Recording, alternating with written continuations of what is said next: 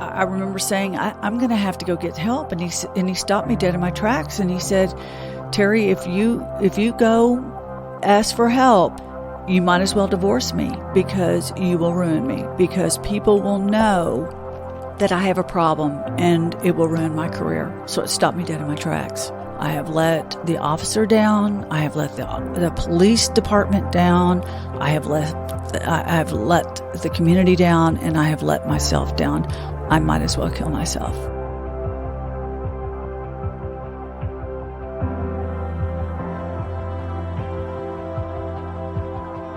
And she's sound asleep. And I had this feeling come over me that I was standing in the presence of God, and that his angels had put their wings over those kids' ears, and they slept through every bit of that. The crime scene investigators had to come in, of course, shoot photographs of him. He was elected DA. It was chaos.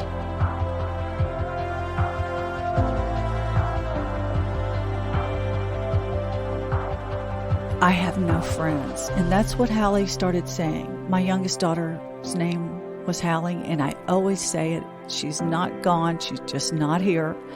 So I always encourage people to say her name, Hallie, to ask about the dead child. Don't want to talk about it because they're afraid they're going to cause pain. No, it's like a warm blanket of comfort and joy when I hear my daughter's name. I always say their name, Hallie. It's just so wonderful. You're listening to the ATO Bridging the Divide podcast, brought to you by the Assist the Officer Foundation. Since 1999, the ATO has given assistance to the first responder community. And now we want to give them a platform to hear their incredible stories. We also want to hear the stories of the many people that support us. Our community is small, but it is strong. We have differences. We don't always agree, and we all make mistakes. But together we can grow, we can heal. And we can learn from those mistakes. And together we can bridge the divide.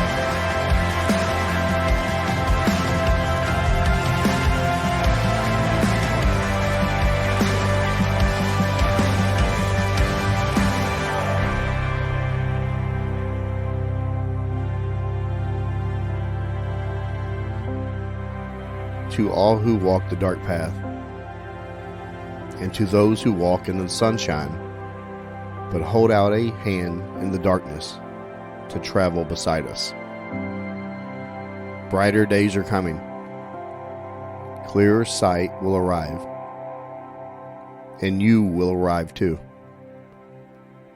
No, it might not be forever.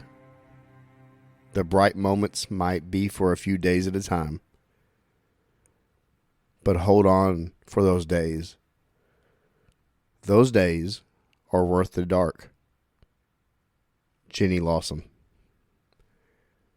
Welcome back, friends. This is Joe. Today I am surrounded with some amazing people. I will introduce two new voices you haven't heard before as hosts to help me present today's incredible story to you. This show's mission is to help change a culture, break stigmas, soften hard conversations about the struggle we all have with mental health. This is not just for first responder community.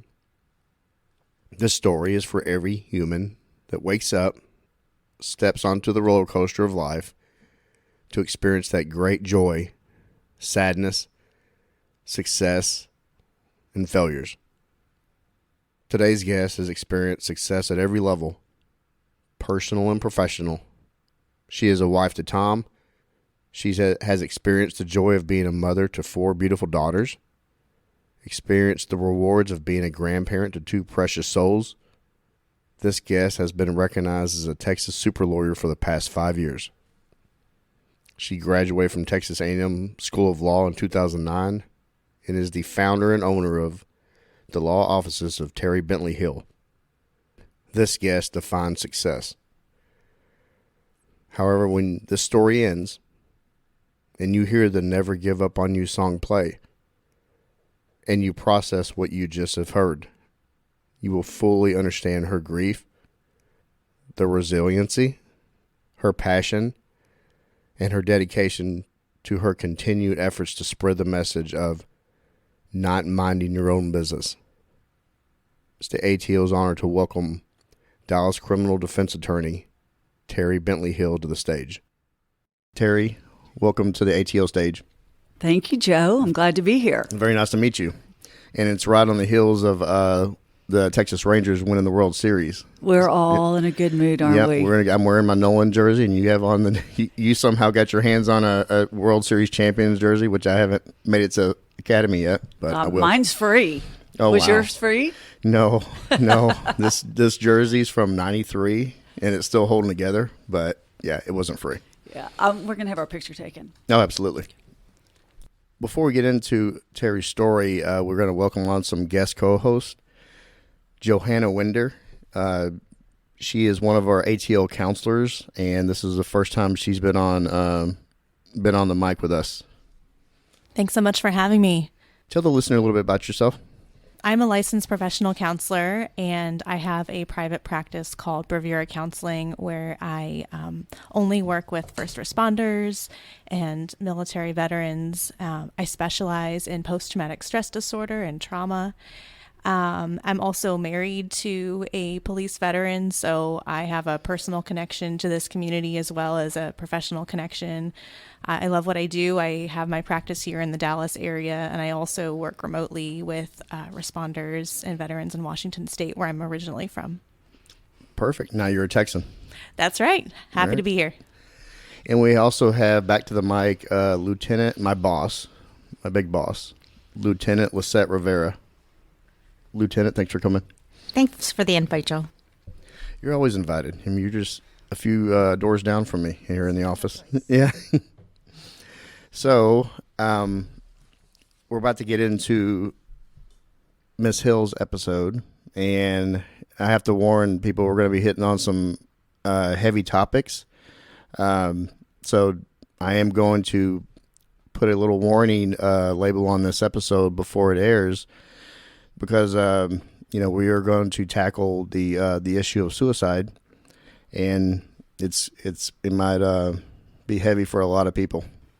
Yeah, and I'm glad you did that, Joe, because I talk about this a lot in public forums, and I'm always aware that some of the things I could be talking about, which are mental health issues, substance use disorders, and then suicide, can really trigger people in the audience. So I think it's a good idea that you do prepare people that they are going to hear some tough stuff.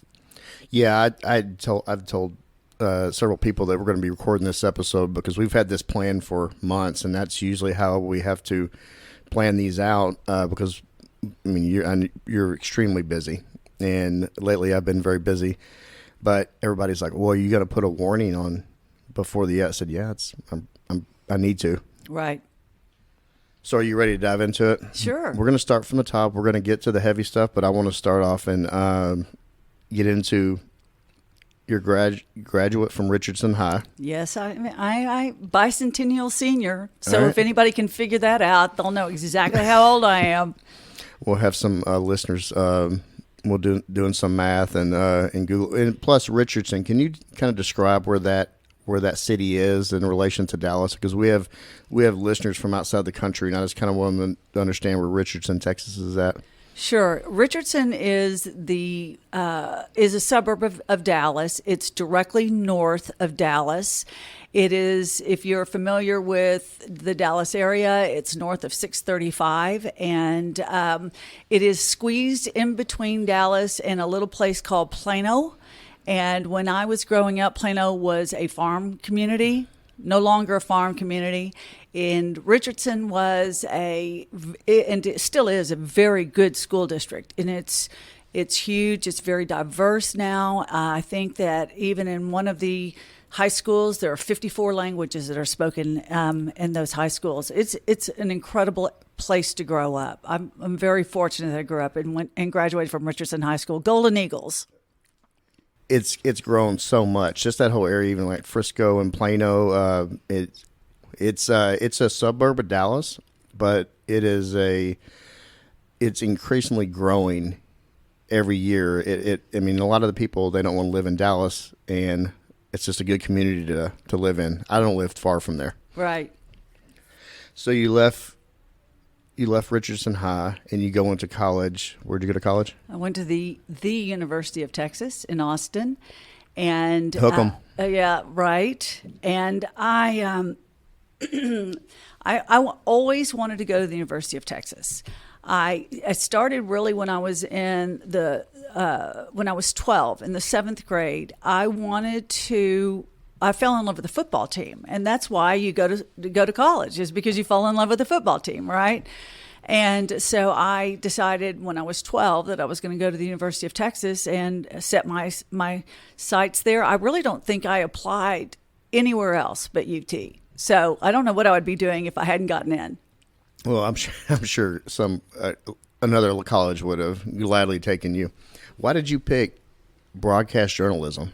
Well, that is a great question. I started following the football team, like I said, when I was 12 years old, and I wanted to be a sports reporter. Now, mind you, I didn't graduate from the University of Texas until 1980.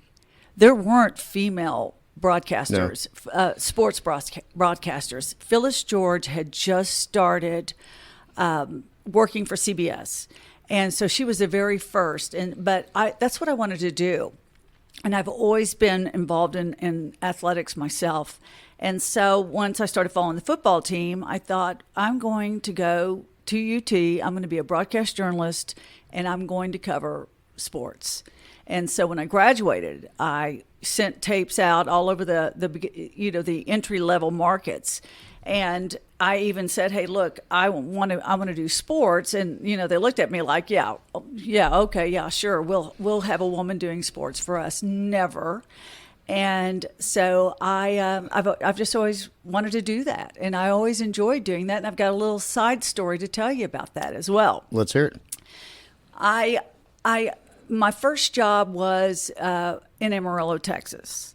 And the reason I got my job in Amarillo is because there had been 2 reporters and a cameraman who had just been fired because they took the station camera and made an adult film with the station camera and got caught. And so they fired them. So they were looking for new young reporters, and I happened to turn I applied at just the right time. Amarillo, Texas was like Alaska as far as I was concerned. I had never been there. I had no desire to go there because I know it snowed in Amarillo, and I just, I knew nothing about that community. But I went up there at 22 and started working for the CBS affiliate in Amarillo. And I was a general assignments reporter. And I worked the late shift. So I worked from 3 until 11. And Roger Staubach was coming to town to shoot a commercial at one of the grocery stores in Amarillo. And the sports director said, "Terry, would you go interview Roger Staubach? Just ask him a few questions. He was a Dallas Cowboy." I said, "You don't have to tell me who he is. Right. I know exactly who he is. I've followed him his entire career. I started going to the Dallas Cowboy football games when I was 5 in the Cotton Bowl." So I said, "I know everything about Roger." So a camera person and I went, and 45 minutes later, I was through interviewing Roger Staubach, and he was kind enough to answer all my questions. So I take my tape back, I give it to the sports director, and I go on about my business. And the next day, the news director called me in and said, "Terry, would you be interested in doing sports?" And I thought, that's your dream. That's what I want to do. It's my dream. But at the same time, I was covering the police beat and the courthouse. And there was nothing more interesting to me than the police beat and the courthouse. So I said, "Well, can I do both?" And he said, "No, you have to choose." Well, I chose the police beat and the courthouse. Why? Well, because I was just so fascinated sitting in there watching watching this whole criminal justice system play out in front of me. And I would have an adrenaline release. And I don't know. It's one of those forks in the road. And I was thinking, if I had chosen to do sports, I would have been one of the very first female sports announcers or reporters, period. And no telling what my career would have been. But, I'm where I'm supposed to be. Well, and get into the criminal justice system and also the law enforcement, it kind of foreshadowed to where you're at now. But it took a while to get there, but that was kind of steering you down that road. Yeah, without a doubt. I mean, I was very fortunate, if that's the right word. I've had some incredible experiences as a reporter covering crime. And then starting from the very beginning to where I go to a crime scene, all the way until the end of trial. Yeah. And it was almost an organic experience for me, because in fact, one of the most interesting things that broke this story is I worked Saturday mornings, and I had great relationships with officers that I worked with. And so I went in, and the dispatcher was a friend of mine, and I went in and just said, hey, did this every Saturday I went into work. I said, anything happen overnight? And he paused and he said, well, and the night before was Halloween. And he said, well, there was a break-in at the convent north of town. And I said, well, it was Halloween. Is there anything unusual about that besides the fact that it's the convent and there was a break-in? And he said, well, the chief is there.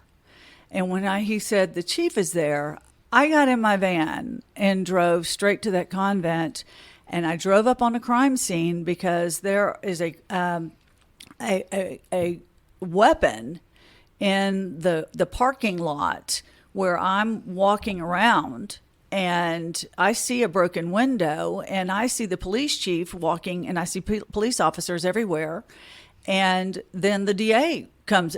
So it was a pretty big story. And what had happened is, on Halloween, a 17-year-old had broken into the convent and attacked one of the sisters, a 76-year-old sister, and he took her life. I mean, he raped her and murdered her.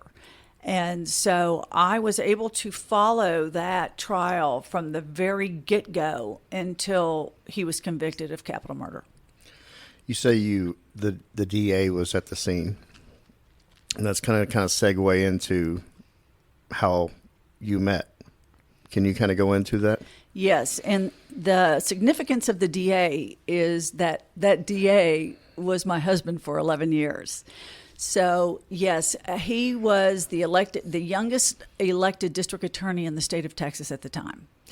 And he was a superstar. He had been a state representative 2 terms prior to being elected district attorney.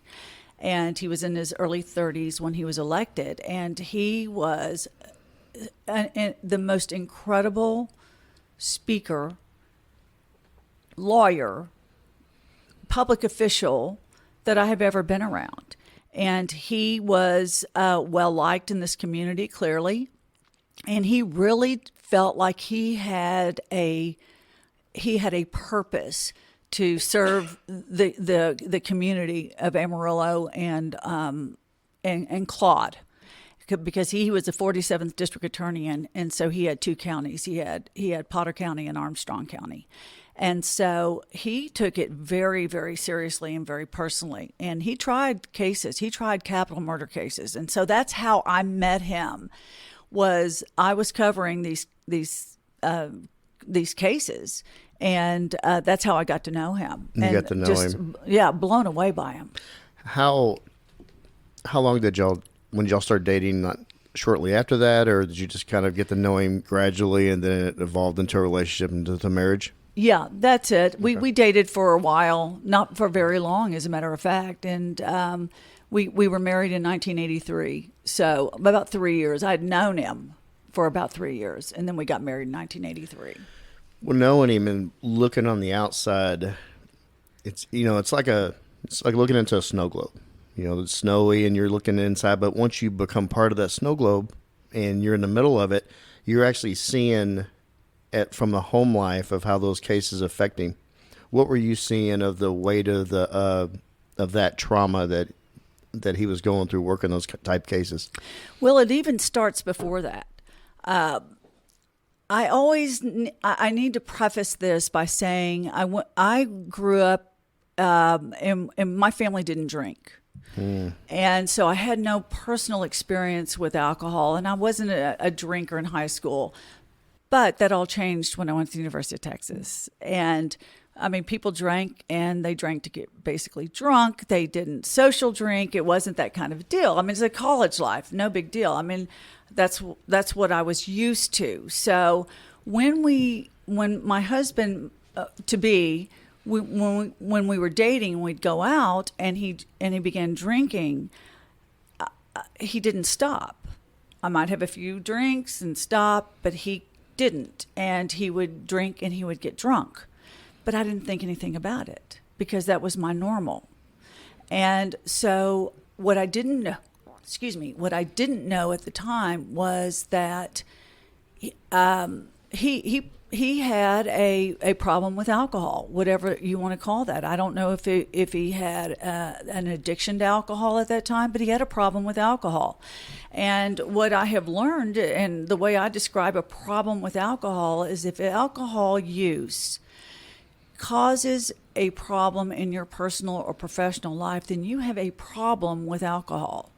And that is what was, that's what I had noticed even before we got married, but I didn't know what to call it. I didn't know what I was dealing with. So, it's easy for me now, years later. And when I'm talking about years, I'm talking almost 30 years later. I've had, hindsight is 20/20, and I've had a whole lot of therapy and work around all of this. So I know so much more now. So I try to put myself back into that place as a 20-something-year-old who is dealing with someone who might have had a substance use disorder, but I didn't know what to call it, had no idea what it was. I just knew that there was something that wasn't right. So to go back to your question, once we married, as we all know, that alcoholism is progressive unless you address it, you get help, or you treat it. Well, because he was a public official, and neither one of us really understood what was going on here, that he just drank and he got drunk, and he did it almost every single night. Because he was a public official, we didn't say anything to anybody. We had to keep it a secret. And not only did we keep it a secret, our insides were not matching our outsides. We were living in the shadow of shame, and it all took place behind our closed doors. I thought that if I ever reached out to anyone, friends or family, that I could ruin his career, because I was, it was a small community.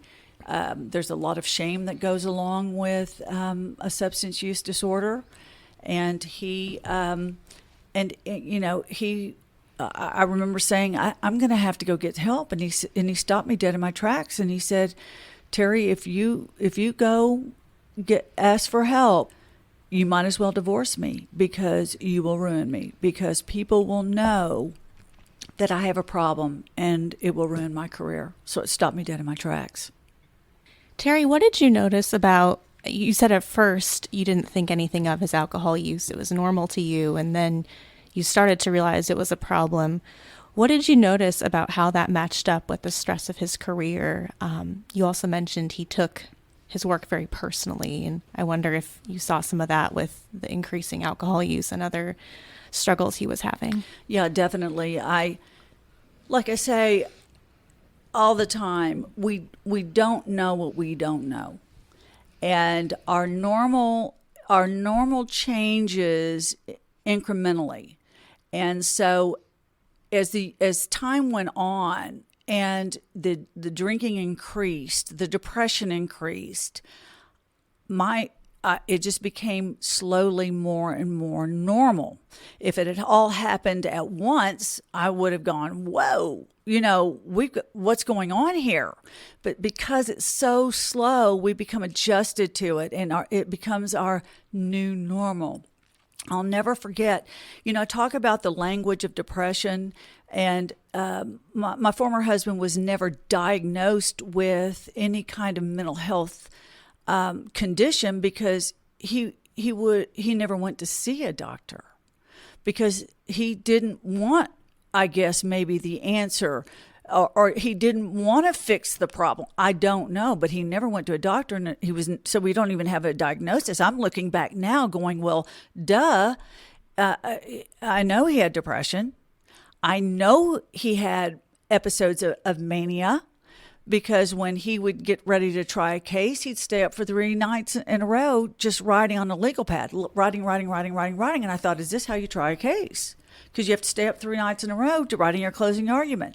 I mean, I know now that he had a mental health condition, not exactly sure what, but he definitely was medicating it with alcohol.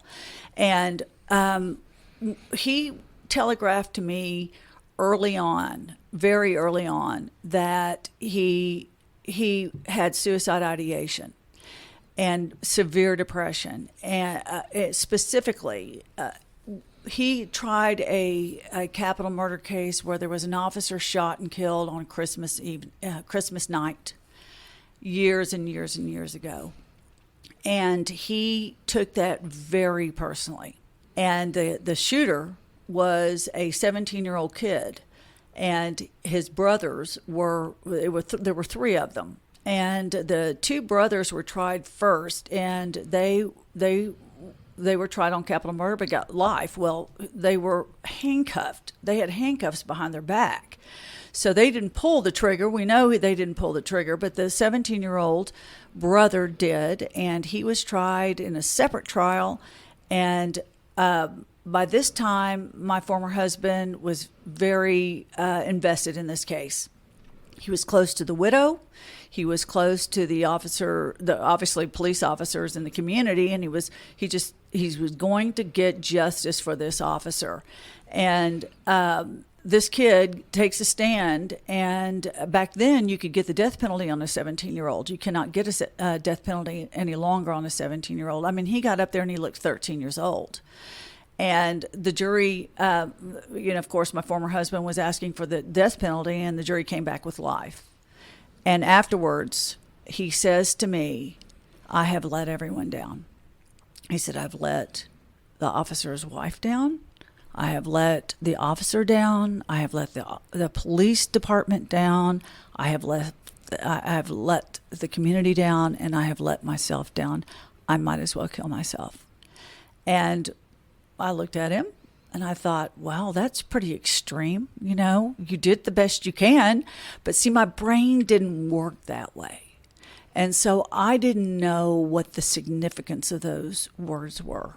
I didn't know that there was a language of depression, and that he spoke a language of depression all through our marriage. But because I didn't know that language and my brain didn't work the same way, I missed it. And I'm not being mean to myself. I'm not beating myself up. I just didn't know. And you don't know what you don't know.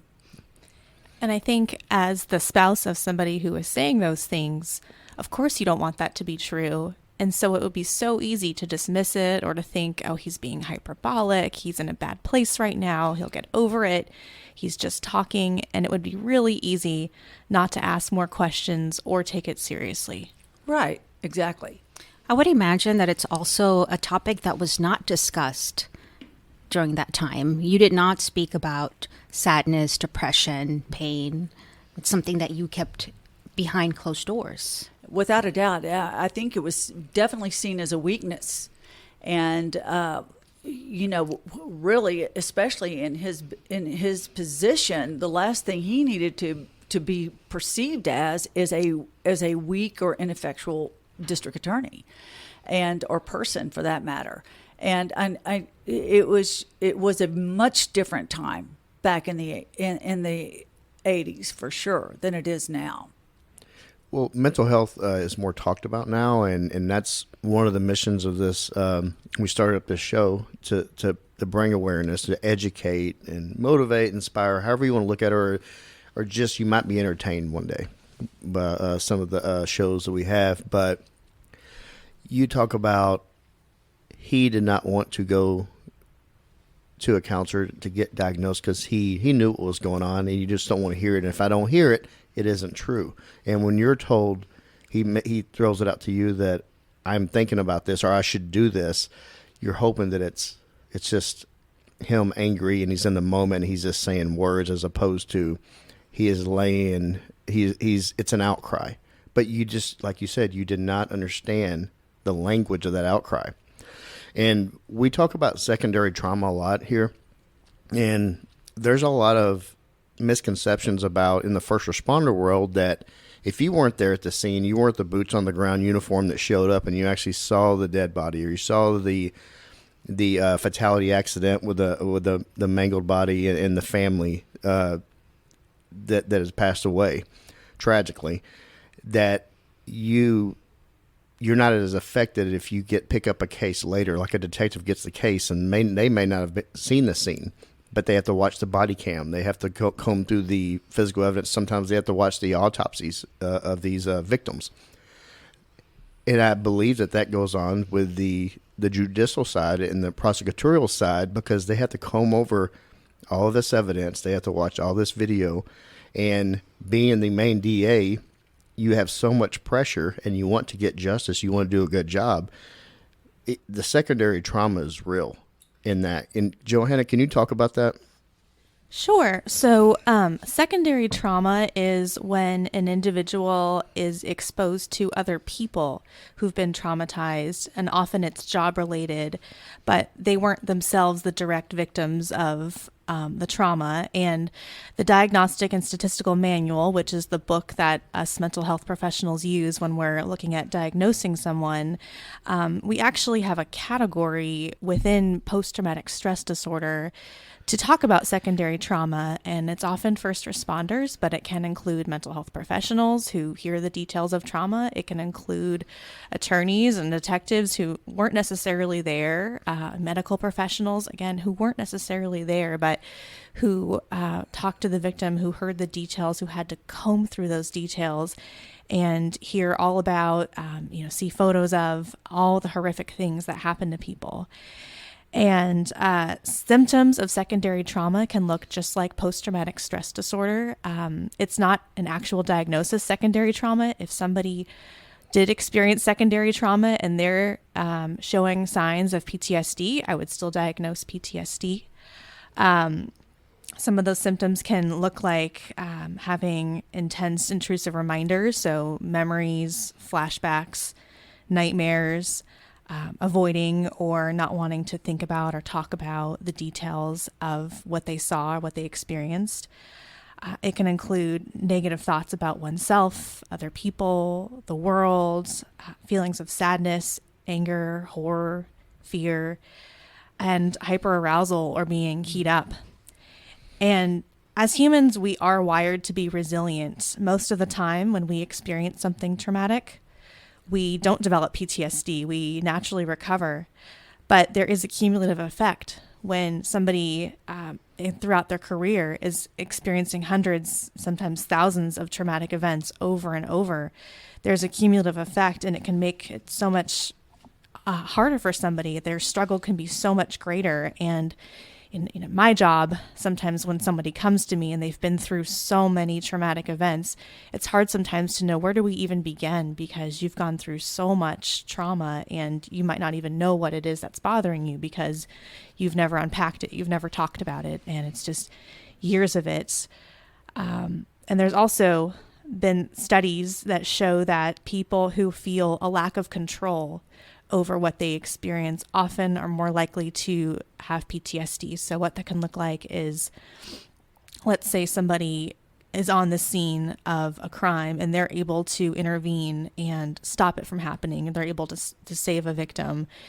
They might feel like they had more control over that than, say, a dispatcher who called it in but didn't ever get to hear how it resolved or see what happened. They make sure that the officers are there, and then they're on to the next call.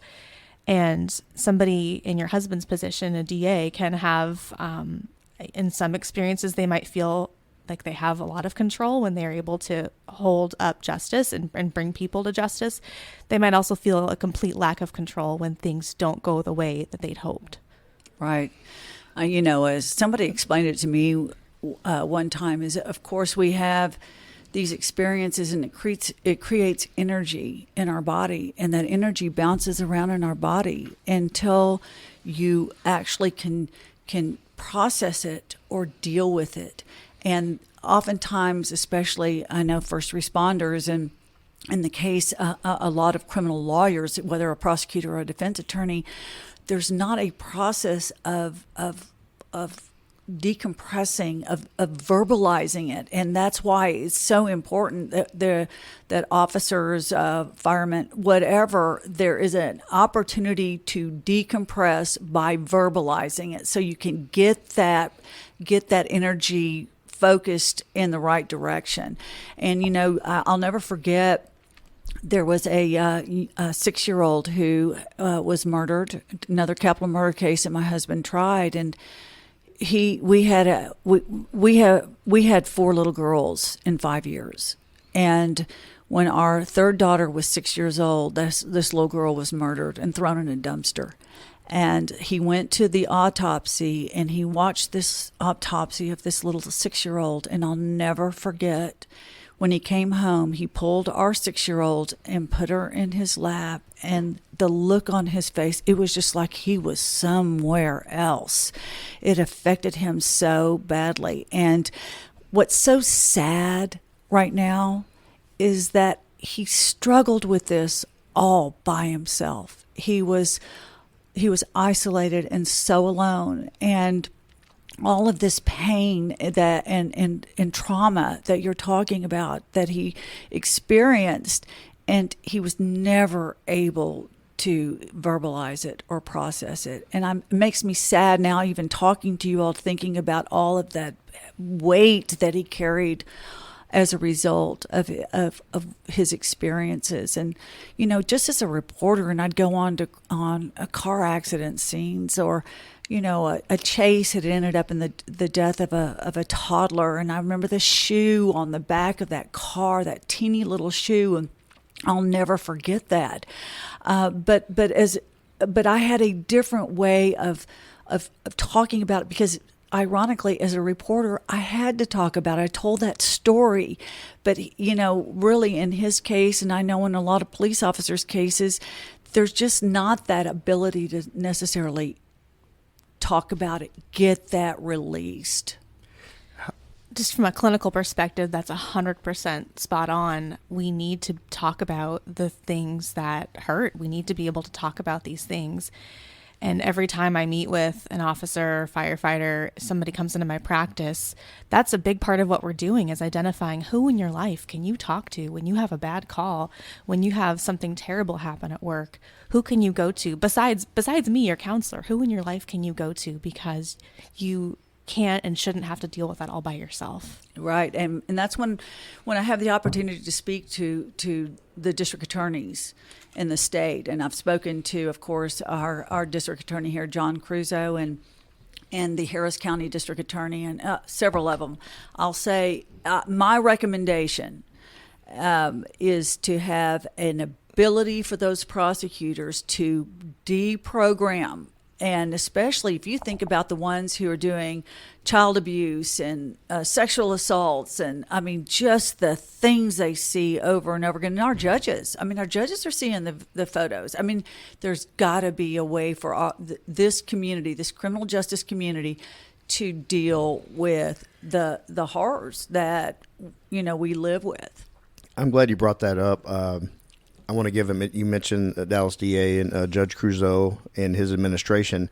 So Jennifer Moore, she's a DA, and she recently she listens to the show, and she heard one of our doctors, Dr. T, talking about the trauma, and she knew what Dallas PD is doing here with our wellness unit. She and some other DAs got together, and it was a long road. Well, they just finally launched officially September 29th, and now they have a wellness unit. And like ours, they're going to be building it as they're going along, because that's how it should look. It should evolve. But at least they're doing something finally for their employees to have to deal with this kind of trauma. Right. For attorneys, and you all can certainly speak to police officers and firefighters, but for attorneys, suicide is the third leading cause of death behind heart disease and cancer. That is shocking to know that so many lawyers, the profession is really in a really bad position. There is more depression with attorneys than any other profession. Like I said, 11 from an old study, I think probably higher now, but from an old study, 12% of attorneys have experienced suicide ideation, and 46% experience depression while they're practicing law sometime and then anxiety is off the chart. I mean, we all have that anxiety and that cortisol dumping in our bodies constantly. And that resistance leads to persistence. It just can change the wiring in our brain and become really the beast of depression. All right, Terry, we're finally going to get to a critical incident. And this is where the warning for this episode is going to come into play. I want you to talk about, as best as you can, Palm Sunday, 1995. My husband and I had been married for 11 years, and the thing about trauma is it's almost like a tattoo on the brain. It's there and it doesn't always go away. And so I'm going to give you details of an event that occurred, in 1995, years and years and years ago, but I can tell you every detail of that event because I can remember it. It's tattooed on my brain. But I can tell you that I have talked about it so much that it certainly has an impact, but it doesn't send me back to that trauma place, if you know what I mean. So I don't have any problem telling you the details of what happened, but we had been married for 11 years. As I said before, neither one of us got any help. My family had no idea what was going on behind our closed doors. Friends, I never said a word to friends. And so as things became more and more critical and worse, I finally said, with 4 little girls, 10, 8, 6, and barely 5, I can't do this anymore. When my husband would drive in that driveway and he had left work and he went to a convenience store and he'd buy 2 tall boys and drive around town until he had finished those tall boys. And he'd drive into that driveway and I'd take one look at him with these 4 little girls running around and I went ballistic. It is a family disease. Everyone in this family, everyone in our family was definitely affected by untreated alcoholism. And I didn't know what I was dealing with. I thought he was a jerk, that he would not stop drinking, that he didn't love me enough not to drink, and he didn't love these children enough. I had no idea what I was dealing with, and that he had an addiction. He had a disease, as oftentimes people will call it. and that he really had lost total control over his alcohol use. And so, but when he came, he would come in, and I could see it in his eyes that he had been drinking. I mean, I'd go ballistic. And there were times when I'd say, "You're out of here. You pack your bags. You get out of here. You're not living here anymore. I can't live like this." And I'll never forget our oldest daughter one time just threw herself on the kitchen floor and just said, "Mommy, please don't make Daddy go. Please don't make him go." And I mean, I stopped dead in my tracks again, and it just ripped my heart out. I thought, what are we doing to these children? And so as things got worse and worse, he started drinking at the office.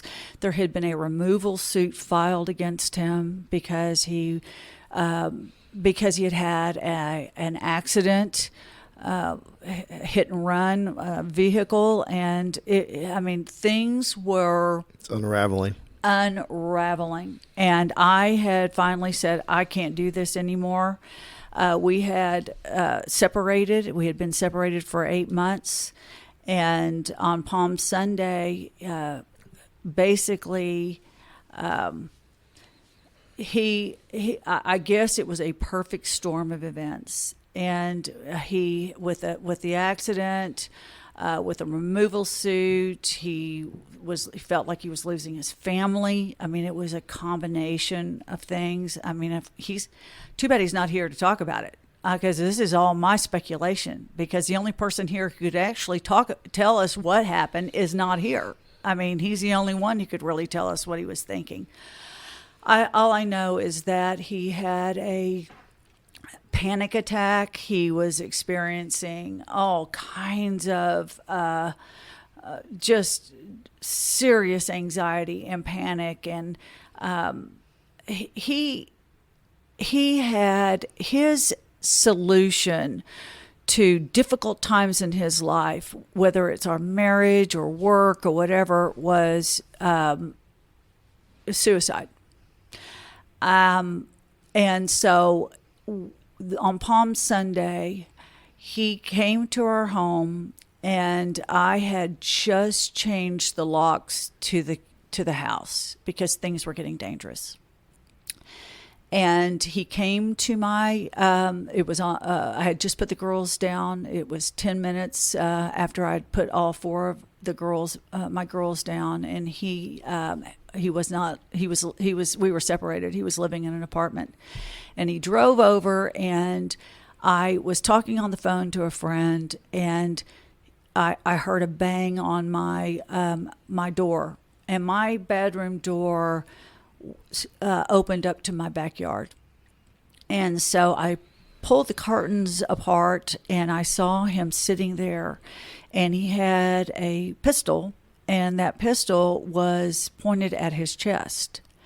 And so I call a friend of mine who happened to be a police officer, and I said, "Oh my gosh, he is sitting here on this step with a gun to his chest. What should I do?" I mean, think about that. Just asking that question, I didn't know what to do, because I knew that if I called the police, he was going to go to jail or something terrible was going to happen. And you don't want that to happen. So, I mean, I was paralyzed. I mean, what do I do? And she said, "You hang up right now and call 911. And I still wasn't okay with that. So I was on the phone to another friend of mine, and she said, "Terry," I said, he's sitting. He's got a gun to his chest. He's sitting out here outside my bedroom door." And she said, "Terry, if he were a perfect stranger, and if a perfect stranger was sitting on your step outside your bedroom door with a gun to his chest, what would you do?" And I said, "Well, I would call the police. I'd call 911. She said, "Then you've answered your question. You know exactly what you have to do." So I called 911. I'm talking to them. I'm talking to the operator, and we got disconnected. So I had to call back. And at that time, he had copied, the locksmith had given him the keys to our house, the brand new keys, and he had copied one of the keys, and he put it in the lock in our door, and he opened it. And when he came in, you can hear my voice on that 911, like, oh my gosh, something terrible is going to happen. And basically, he had his gun. It was a revolver, and I'm in the bathroom. I had moved into the bathroom. He was in the bedroom, and I could hear him fiddling with that gun, fiddling. And I'm like, "What are you doing?" And he just said, "Who are you talking to?" And I said, I wasn't going to tell him. I was talking to 911 because I thought he was going to shoot himself right then. But he did. The police did come, and I was able to meet them because they couldn't get in the house. I'd already locked it down. I was trying to explain to them, but I was disoriented. I wasn't sure east from west, north to south. I was just saying, hey, the only door open to this house is in the backyard. And to cut out some of the details, I was able to run outside of our bedroom because I wasn't exactly sure how this was going to end up. Because you hear it all the time that I didn't know how it was going to happen. I mean, I was scared. There was a gun. There was I knew my husband had been drinking, and so when I was able to run past him out into the backyard, I ran right smack dab into a police officer. Boom. Because they were coming around the corner. And so and I told them, I said, there were 4 of them. And I said, when he sees you, he'll shoot himself. And sure enough, and they knew him. I mean, I can remember them shaking. I just never forget that.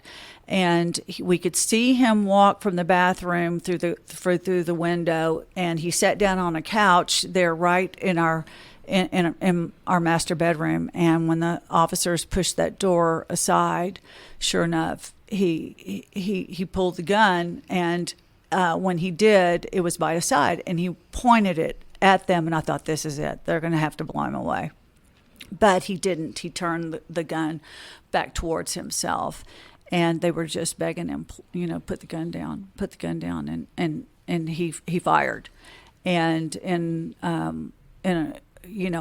my first thought was, my girls are going to run into this bedroom, and they're going to see their father. And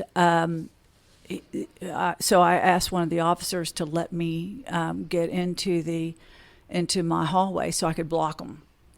And I have to tell you this story because this is so important. I walked down the hall to my youngest, my 5-year-old. She was sleeping. They were all sleeping, and she was sound asleep. And I thought, well, babies, the young kids can sleep through anything. And so that really didn't make an impression on me. But I walked back down the hall, and I went where my 6-year-old in her room, and she was sound asleep. And I had this feeling come over me like, this isn't, something else is going on. Something's going on here. This is, these children, how could they be sleeping through this? I mean, the officers are shouting and a gun going, in our home. And I go down the hall, and my 10-year-old, who never goes to sleep, she would always had a sleeping, issue, and she's sound asleep. And I had this feeling come over me that I was standing in the presence of God, and that his angels had put their wings over those kids' ears, and they slept through every bit of that. The crime scene investigators had to come in, of course, shoot photographs of him. He was elected DA. It was chaos. The media went live from our front yard. The officers had to put crime scene around our house to keep people from coming up. I mean, it was quite a chaotic scene. And I just remember thinking to myself, God, please don't let these girls wake up until I have the words to tell them what happened. And so when he died, when he pulled that trigger, part of me died with him at that moment. It was like my life imploded right there on that Palm Sunday of 1995. And the grief as a result of that is indescribable. I'll never forget 10 days after he died on April the 9th, 10 days after he died, I walked into my bathroom and I looked at myself in the mirror, and I had a television on my countertop. And I look at myself in the mirror. I don't even recognize myself. I looked so completely different. And I looked down at that TV, and at that time, I see this building that's going up in smoke and it's collapsing in on itself. And I acknowledge it, but it really doesn't mean anything to me. I just think to myself, that building collapsing in Oklahoma City on April the 19th of 1995 is exactly what my life was like. It represented exactly what was going on in my life. I felt like my life was blowing up and collapsing in, just like that building was.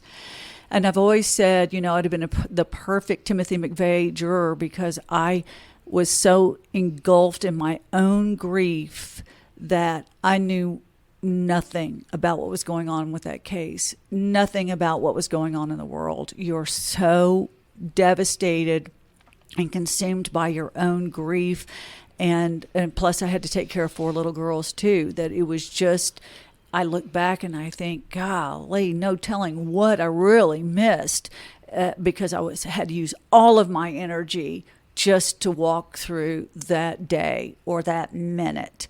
And I moved my girls to Dallas, back to Dallas. And this was in Amarillo. And I moved them back to Dallas. I had lived there for 15 years. All my daughters were born there, but I moved back to Dallas because my family and my friends were here. And plus I wanted some controlled anonymity.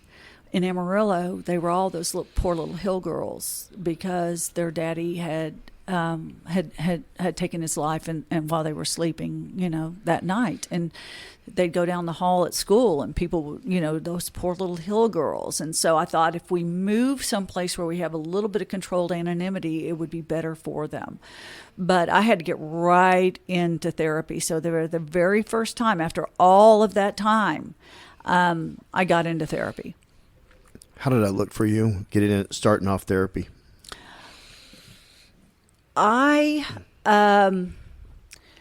It was the best thing that I ever did. It was the hardest thing I ever did, because there were years and years and years and years of stuff that I had to unpack. And not just with my marriage and that experience of of my former husband's death, in our home, but I had to unpack things even from when I was much younger, and realize that I had my own mental health things that I had to address, like anxiety. I realize now that my anxiety manifested when I was 5 years old, and they say now it's 7, that kids are like emotional sponges, and they pick up on things that go on in your home and that energy, and they just absorb it. And so anxiety starts to manifest at the age of 7. Well, mine was 5, because I could hear my parents. They loved each other, but they may not have liked each other all the time. And my bedroom was right across the hall from theirs. And so I could hear them. And I started biting my fingernails. And, I had other things going on too, but my insides did not match my outsides. But I didn't know all of that. I didn't know that. That's why I tell people, you oftentimes don't know you have a mental health issue until you don't. I didn't know that I had depression. And of course I had depression. I mean, after my husband's suicide, oftentimes survivors have their own depression, clearly, because it depleted all of the neurotransmitters in my brain. I could not make the chemicals I needed. I went into depression. And I know what that looks like. There is a physical reaction to depression that shows up behaviorally. And my depression, I could feel in my temples.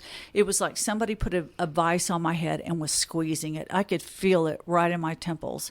And I would isolate. I didn't want to talk to anyone. I didn't want to answer the phone. I wanted to stay away from people. I didn't have the energy. I just wanted to lay on my couch after I got my kids to bed or to school, and read and read and read. Thank God it wasn't a vodka bottle. If it had been a vodka bottle, it'd been a different story. Terry, I'm curious, how did you support your daughters as they were grieving, when you were grieving yourself? I can't imagine, I'm a mother too, and having to be there for my children as you're going through possibly the hardest thing you've ever experienced. Great question, because it was really hard. It was the hardest thing that I've ever done, because I was already dealing with my own depression, my own grief, and still the trauma like you're talking about. And then I watched them like a hawk, because I didn't know how this was going to impact them. And it impacted them. It definitely did. First of all, I know what the biological markers are, and how sometimes the substance use disorders can be, can truly run in families. Definitely, mental health issues can run in family, and so I really watched them, and I can tell you, and it's their story to tell. And men, do they ever have some stories to tell? But they all experience depression. It manifests in different ways, but they all did. They've all been in therapy. They've all, they've been treated for it. And it's something, and I really want to say this too, because I think a lot of people are really squirrely and goofy about medication. And I want to just say this. For some people, they can do, they can take up activities or behaviors that'll help them with their depression or whatever. Some people can exercise. Some people can go to a beach and get a dopamine, believe it or not, release. But there are some people like me whose brains cannot make the chemicals we need. The dopamine, the serotonin, the other very important chemicals. And I know that because someone told me after Danny died, Terry, depression is situational. That once the situation abates and there's some time between, the event or whatever, then the depression will take care of itself. So I didn't know any different. I know, I see you shaking your head.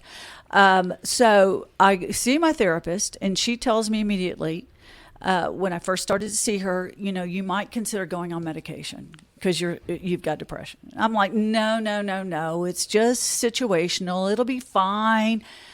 I'll never forget at Christmas, 5 years after Danny died, and I went to her and I sat in front of her and I said, my life is a living hell. And she said, Terry, I'm going to tell you, if you don't get in your car and go to the psychiatrist and get on medication, I'm going to take you and put you in my car and drive you there, because you don't have to live like this. Your brain does not have the reservoir. You cannot, the chemicals are not producing in your brain. You've got to have help with a medication.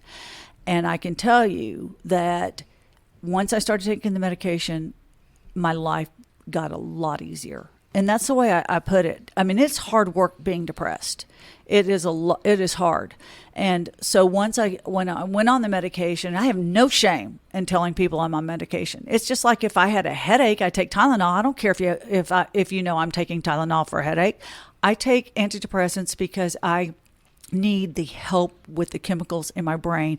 I pray I never plateau off of these antidepressants because they work perfectly for me. I never want to go back to that place. So medicine for me is vital, and for a lot of people. And I just really say that because a lot of people are very resistant to that. But you might have to have it. It's a medical condition. If you have diabetes, you're going to take insulin. It's just that simple. So at any rate, and I'm not exactly sure even where we were going with that. We were talking about how it looked caring for our children. Your daughters, and how that looked. But I want to get into another critical incident and tragedy. Yeah, now this is the killer. This is the killer. Like I said, I watched my girls very closely for any kind of signs of depression or even medicating with alcohol, as they got older, because I knew what that looked like now.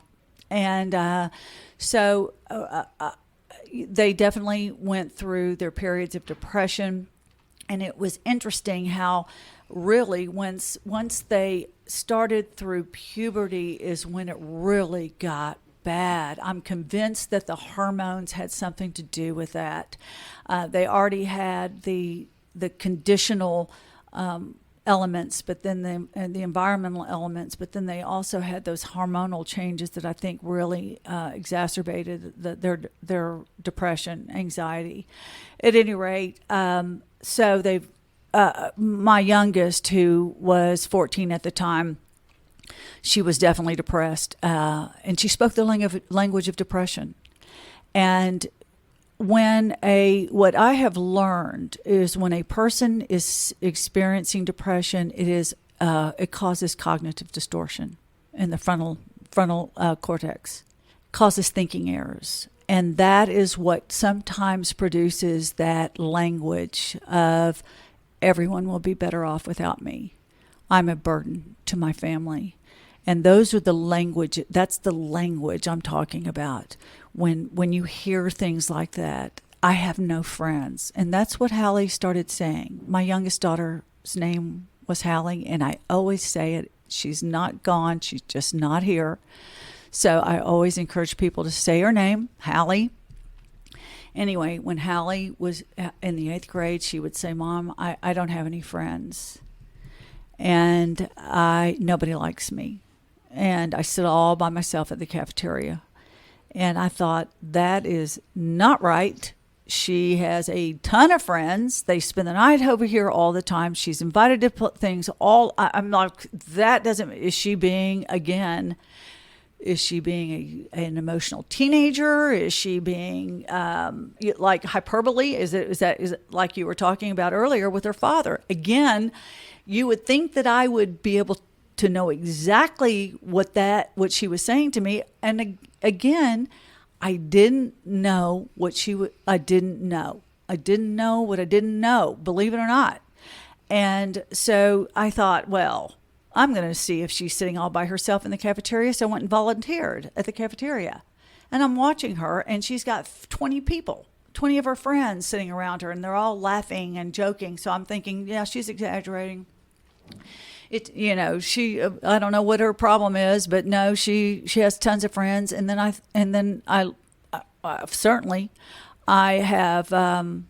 come to realize that it didn't matter what I thought. What I thought was irrelevant. It's what she thought. And she thought she had no friends. She thought that she was alone and isolated. And she started listening to very melancholy music, and she started sleeping a lot, which that is also the language of depression, those behavioral signs. And she said, I miss my daddy. And she would say that a lot. And I was accepted into law school in 2004, and I had 2 weeks of law school, and I'll never forget what I was doing. I was reading legal research and writing, and I got the word that Hallie, who was 14 years old, had taken her life. And I'm telling you that I thought I knew pain until I lost my daughter. And that is a pain there is no comparison. And I had to withdraw from school. And again, I went through depression, clearly. But I had the good news is that I had a team already in place. I had a therapist I had already been seeing for at least 9 years. And so I had that support, and I had friends who came in and supported me, supported my girls. And I had married this incredible guy 2 years before Hallie died, and I'm so grateful for that. But I don't know how I could have done it again. But there is odd is that I remember thinking the day after Hallie died is that I remember thinking, okay, God, all right, I know I can do this. If I was able to make it through Danny's suicide and death, then I do know that I'm going to be able to make it through Hallie's. And 9 months after she died, the law school started calling me, and they said, are you going to come back? Because if you're not going to come back, we need to fill your spot. They held it for me. And I went to my therapist, and I said, I don't think I can do this. I can hardly concentrate from minute to minute because grief causes a brownout in the brain, and you might be able to talk about that a little bit more, but it really does. That grief, your brain just tries to take care of you the best way it can, and oftentimes I remember thinking I'm going crazy. I'm crazy, and my therapist was like, "No, you're not going crazy. This is exactly the way you should feel when you've just lost your daughter." And that to me was so comforting because I really truly thought I'm losing my mind. But she reassured me, and so when I went to her after the law school called, I went to her and I said, "I don't think I can do this. I don't think I have it in me to be able to go through and do the requirements that law school is going to require." And she said, "I'm going to tell you something." She said, "It's not my job to tell my clients, my patients what to do," but she said, "I'm going to tell you right now, I'm going to tell you you're going to go to law school." And she said, "You're going to take that one semester at a time." And she said, "And you're going to take the next semester and the next semester." And she said, "And when you walk across that stage in 3 years and get that diploma, you will know there is nothing you can't do." And she was exactly right. So when I was able to get through law school while I was grieving my daughter, and I was able to get my JD and get that law degree, I just thought, she's right. I can do it. I can do anything if I can do that. I've heard you talk before on another interview that this is the most complicated death to grieve. Can you describe that and what that means to you? Suicide is the most complicated death to grieve because there's only one person who you can be angry at. Because oftentimes when someone dies by suicide, you don't want to be angry at the person who has died. So who are you going to be angry at? You're going to be angry at yourself. It becomes very personal. You start to think, why didn't I do this? How come I didn't answer that text message? How come I didn't answer that phone? It is not like if someone dies, God forbid, from cancer, at least you can be angry at the cancer. Or if someone dies in a car accident, then you have an explanation. Well, the road may have been slippery and hydroplaned and ran. There are other things you can direct your anger at. And so with a suicidal death, you just don't want to be angry at the person who's gone, even though there is a lot of anger when someone dies by suicide. You just cannot understand and wrap your mind around why someone seemingly chooses to die.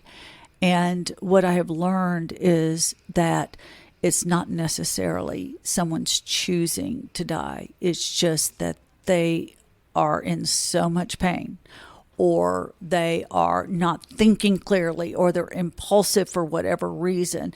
And it's really not about me. It's not about me. But it took me a long time to figure out that it really wasn't about me. And so much of that, too, is that feeling of a lack of control when you lose somebody to suicide. It can be tempting to look at your own actions because oh, if it's just because I didn't answer that one phone call, or if I wasn't there enough for them that one time, maybe they'd still be alive. That gives us a false sense of control, that we could control that and keep it from happening. And unfortunately, that's not the case. It's not that simple, and we don't have as much power as we wish we had. Boy, that's exactly right. And it's funny because after Hallie died, I thought to myself, what is wrong with you, Terry? Everybody around you keeps killing themselves. So I thought, I'm not lovable. Nobody wants to be around me. I mean, all of these thoughts came into my head, and it was just very difficult to accept and to let go of some of that responsibility. That responsibility, I was taking way too much responsibility for their deaths, and And like I said, I had to let the whys go, because we want the answer. Why did this happen? Why? And there was a death in the DA's office, Dallas County DA's office, and John Crusoe asked me to speak to the office, and that is one of the things I said to him. I said, you're going to want to know why this happened. Everyone loved this prosecutor. Defense bar loved him. Judges loved him. Everybody loved this guy. Exceptional person. And, I just said, the only person who can answer that question is not here. And so you have to let go of the whys, or you will torment yourself. Dallas PD, we just recently, within the last few months, lost 2 officers by suicide. I'm and so sorry. There's a lot of questions and whys. Yeah, it's inevitable. How did that look for your the recovery look for your daughters or sisters? The way I describe it is when you've got a traumatic event that happens like this, people may be beforehand, people may be just going down, the road and doing their school thing and doing their friends thing and their sports things. And then you've got this traumatic event and death, and public death, like their father. It made news all over the state of Texas. And so when you've got that event, it's almost as if that car it does a right turn. It just screeches off the road. Their lives completely change. And it takes a long time, at least for my family, it takes a long time for them to get back on that road. And they have. Now they've gone through an incredible amount of work and really difficult life events themselves, to get to where they're going now. But they are now in their 30s, and they're doing really well. I'm so, but it's funny because people will say, well, how are you, Terry? How are you today? And I'll think, okay, how is daughter 1? How's daughter 2? How's daughter 3? Well, they're fine today. I'm doing fine, because that's how I would judge how I was doing, is basically, are all my kids okay? Or are they on the brink of death? Because I've almost lost a few of them, but thank God it's they're doing pretty well. And may I say something? Sure. And you do with this what you want. Okay. One of the things that I have learned is that when a parent dies by suicide, the odds of a child following in that parents' footsteps increases thousands percentage points.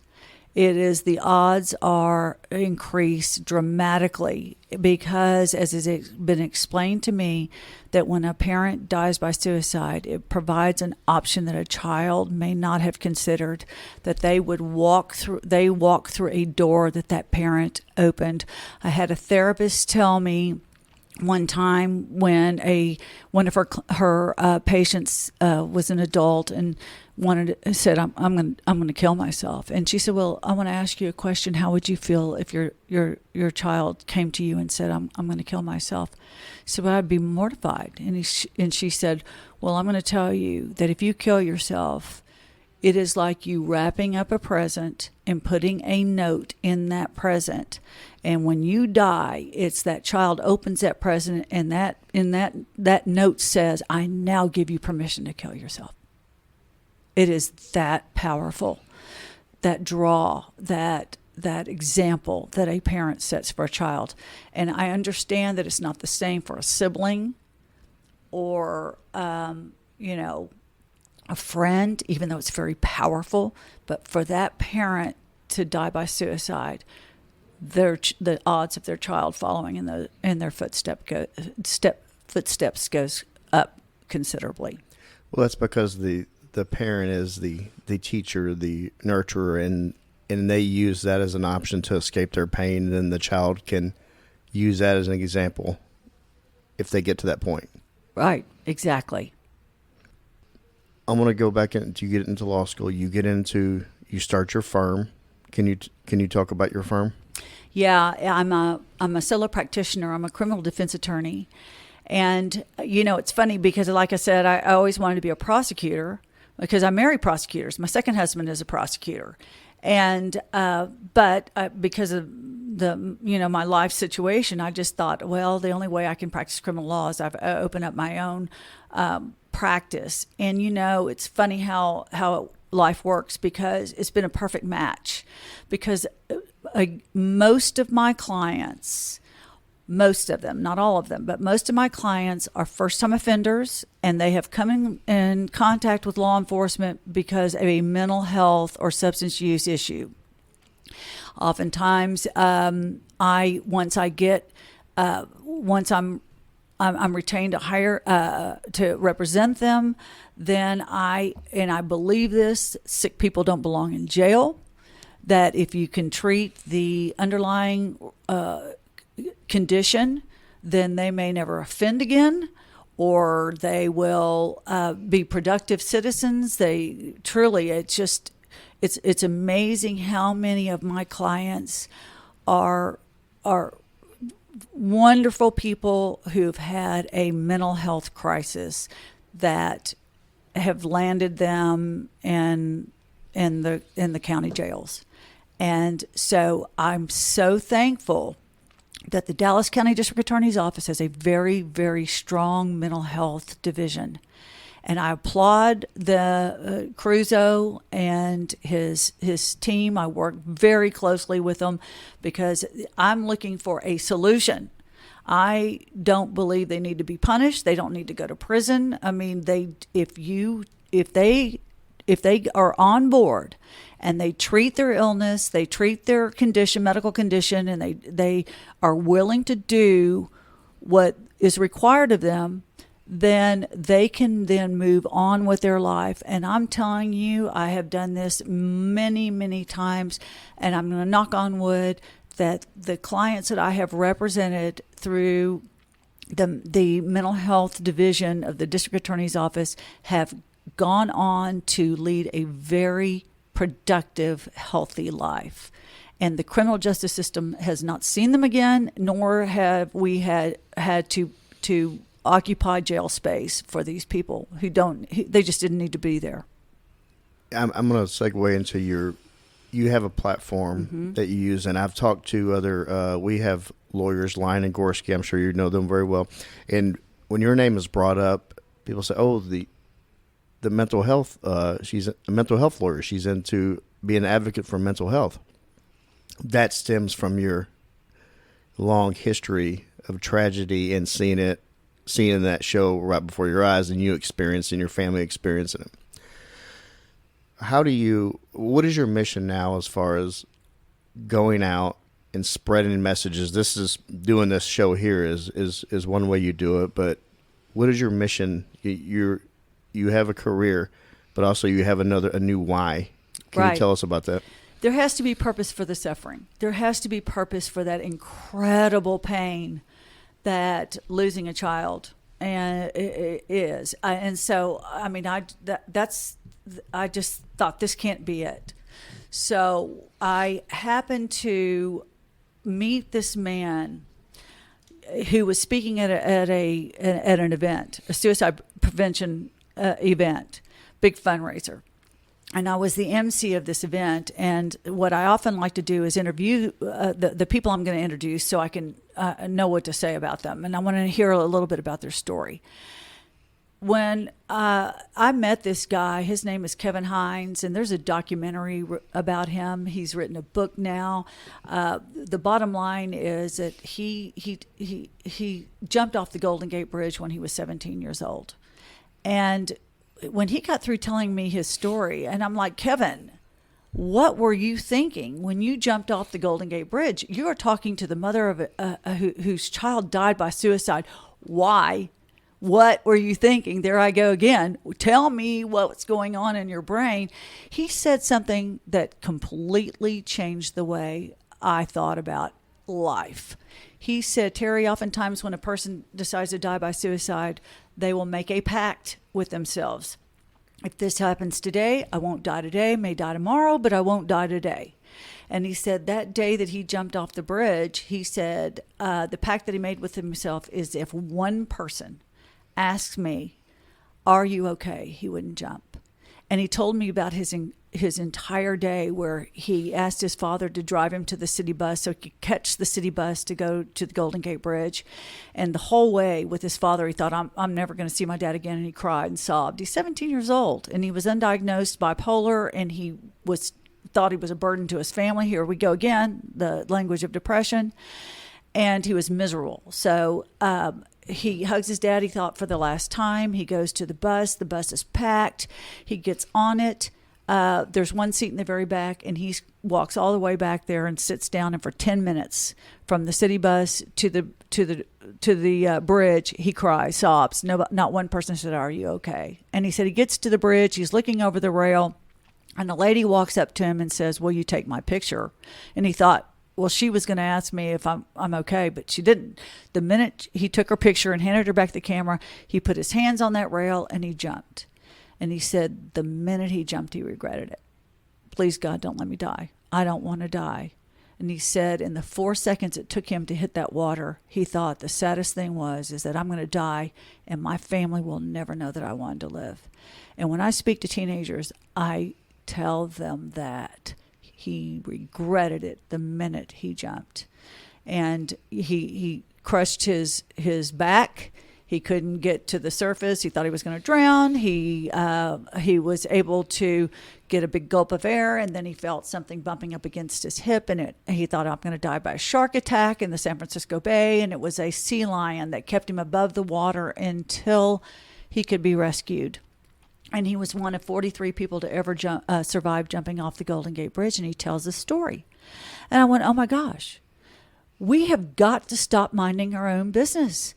I said, I thought if one person had asked him that, but everybody minded their own business. I mean, in this country, it's like, mind your own business. Don't tell me how to raise my kids. Don't tell me when to wear a mask. Don't tell me when not to wear a mask. I mean, it's just like, mind your own business. And I'm thinking, but when it comes to this, when someone is struggling, we've got to stop minding our own business. So I started an initiative of teaching people what to do and how to say it. And we can all say, are you okay? That's not threatening. And then really teaching people to say, hey, are you thinking of hurting yourself? Are you thinking of going away? Are you thinking of going to sleep and never waking up again? Those are questions that, when a person is struggling, may actually relieve that suicidal ideation pressure.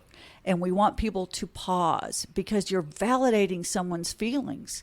And, I know it because I've done it and it has worked. I've had people tell me. In fact, I had a client who was picked up in possession of controlled substance felony, and she was in the mental health section of the jail, and she's like, you got to get me out of here. And her eyes were bouncing all over her head. I'll never forget this. And I said, are you thinking of hurting yourself? She said, no, but I have this horrible anxiety disorder, and you've got to get me out of here. And I said, have you ever tried to harm yourself? She said, yes, I have. And I said, are you thinking of harming yourself? Are you thinking of killing yourself? And she said, no. And I said, so you don't have a plan? Because that's another thing you can ask. She said, no, I don't, but you got to get me out of here. Well, got her out, reduced her, got her felony reduced to a misdemeanor. And right before the plea, there's a defense room right off the courts.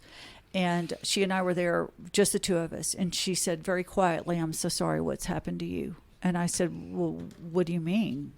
And she said, "Well, I Googled you."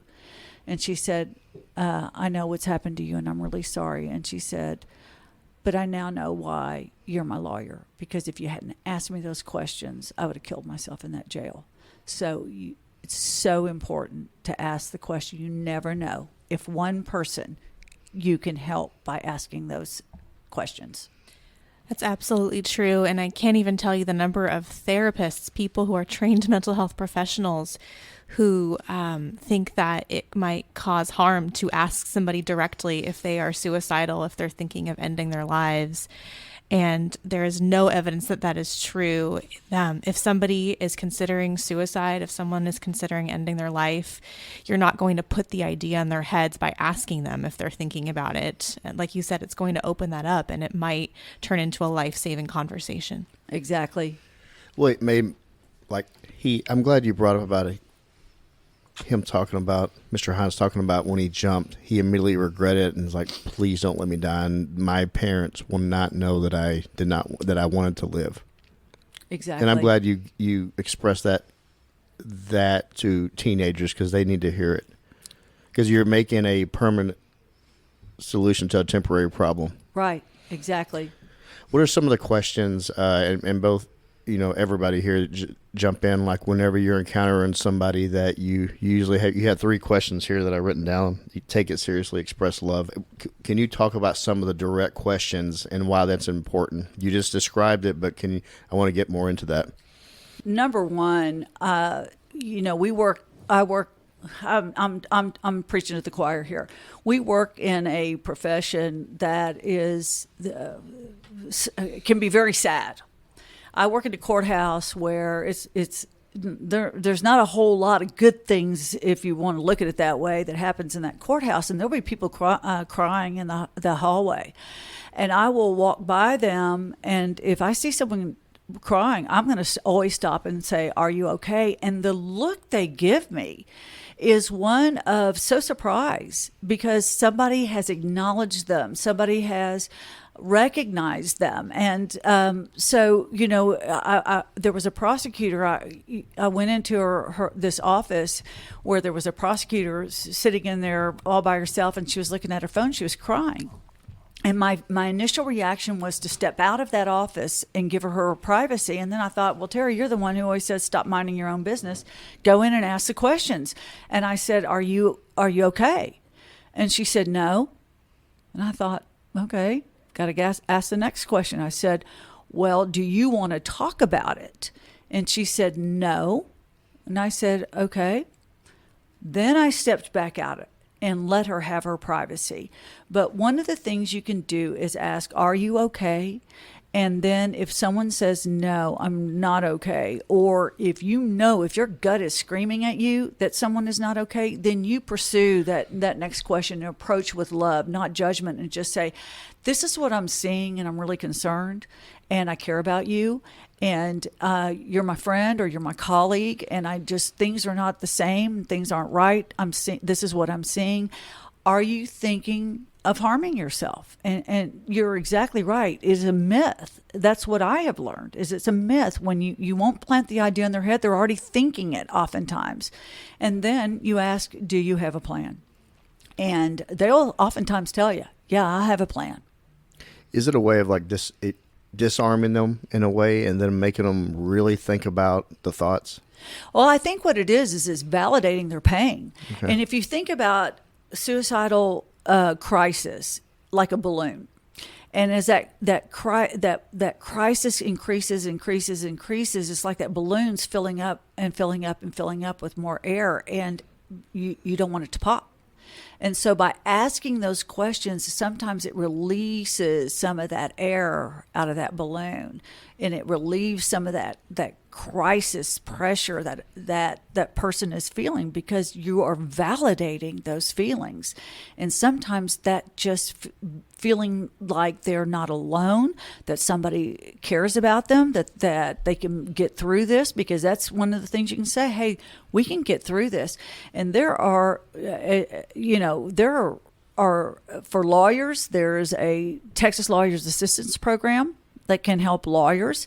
There's 911, there's 988, which is the new number, of course, and, or call family. Or, people will say, well, I don't want them to be mad at me if I call 911. Well, better mad than dead is the way I say it. I'm so happy to hear about your foundation, Terry, the Stop Minding Your Own Business. It reminds me of the program that we've started back in June, our Checkpoint program, where basically it consists of informal leaders of our department reaching out to our officers who have responded to critical incidents. And it's just a very simple, hey, I see that you responded to a really tough call. How are you? How are you doing? You want to talk about it? And just something so simple, and opening that door and normalizing the conversation of mental health and how are you feeling, and just it's okay to talk about it, I know has made a huge difference in our department. That is fantastic. That is so good. I'm really glad to hear that, because you're right. It will make all the difference in the world. Saves lives. It costs nothing. Exactly. And it makes us all better people. It truly does. One of the ways the best thing you can do for yourself is to be a service to other people and to reach out to other people. And it 100% benefits you as a human being more than even the other person by Absolutely. reaching out. Yeah, I'm so glad to hear that. You sit on so many boards and for this mission, and Grace Lawn Car. Can you talk about that? I can. Okay. I think I'm close enough to the family that I know they would be very happy for me to share about the Grace Lawn Car Foundation and what that's all about. Because of course, again, it was a very, very public death. Grace Lawn Car is the daughter of my very good friend Sue and Brian Longcar. Brian Longcar was a very high-profile attorney here in really in the state of Texas, but in Dallas. And Grace was 16 years old and took her life in their home. And just 5 days later, Brian Longcar died of basically an overdose. His heart, it just basically exploded. I know he died of a broken heart is what I really think is what happened with Brian. And so Sue, who is my friend, and her children started a foundation called the Grace Lawn Car Foundation. Again, it is to raise awareness and prevention for teenagers, and to help educate parents, etc., on what to look for, the signs to look for, and to provide support for teens and their family. And really, it's suicide is a very, very preventable death, and the best way to prevent it is early detection. Just like with breast cancer, just like with any illness, the earlier you catch it, the better off you have to treat it. And same with mental health issues, depression, whatever. And suicide is a very preventable death, but we got to catch it early. So that's really the goal of the Grace Lawn Car Foundation is, again, to raise the awareness, to talk about it, to destigmatize it. It's not shameful for people to be sick. It is treatable, and we need to completely eradicate the shame. And in fact, I believe our stories are everything.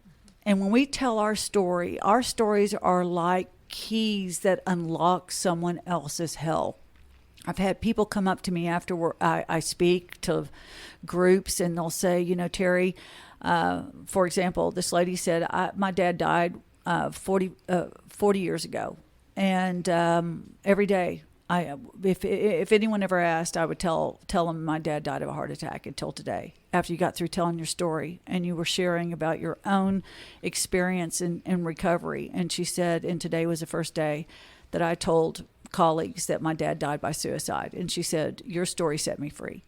And we can do that. We all have a story, and it's really important to share that.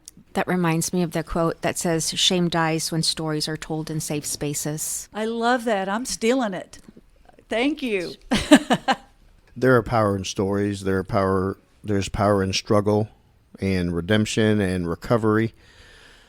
I want to wrap this up, and I want to give you the forum to leave one final message for our listeners on what they can do to help their family, help themselves, and help anybody around them understand what this mission is. I have to say, before we wrap up, that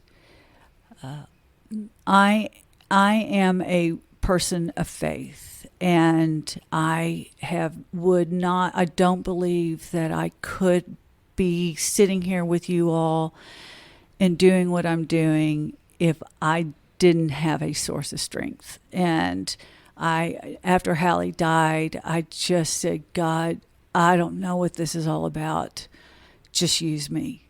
And so that's I feel almost a privilege of being able to do what I do, and how important it is, because I don't want anyone to ever have to experience this amount of pain.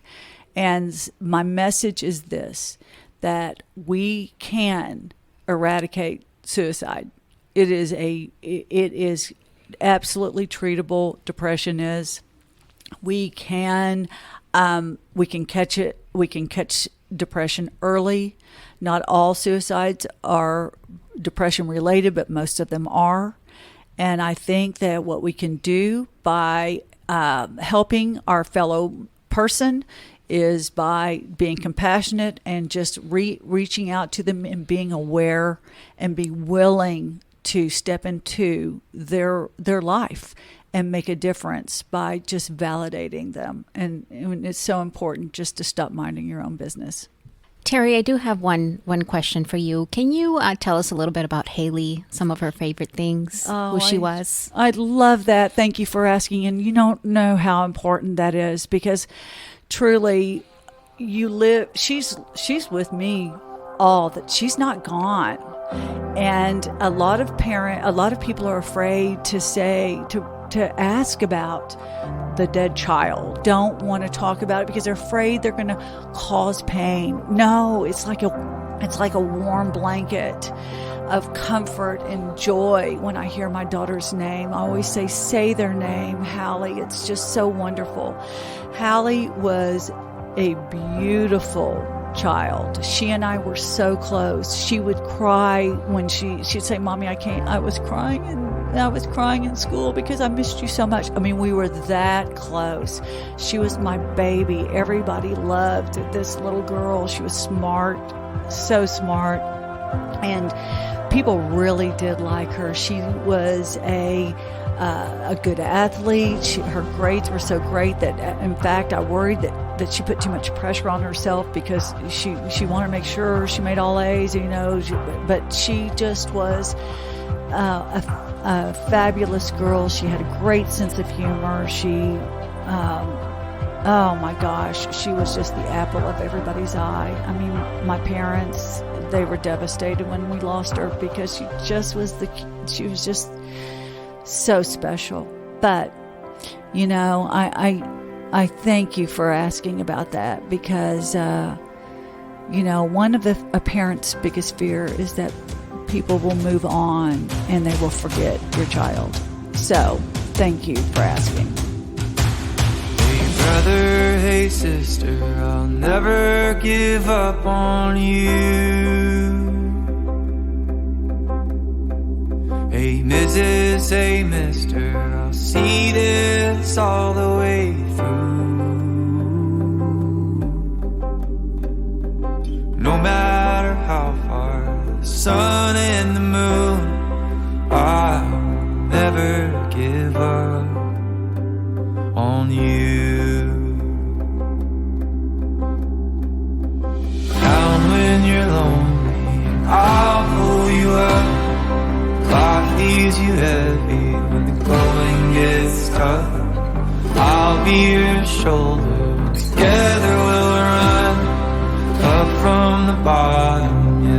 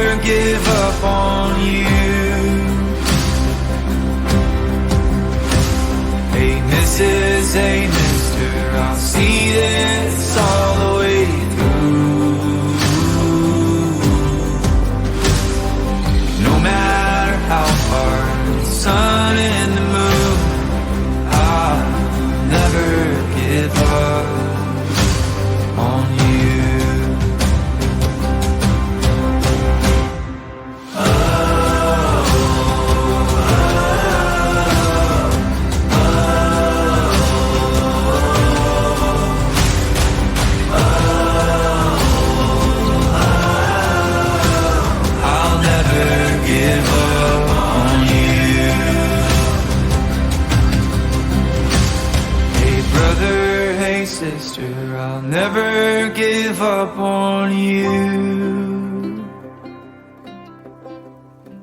Hey Mrs., hey mister, I'll see this all the way through.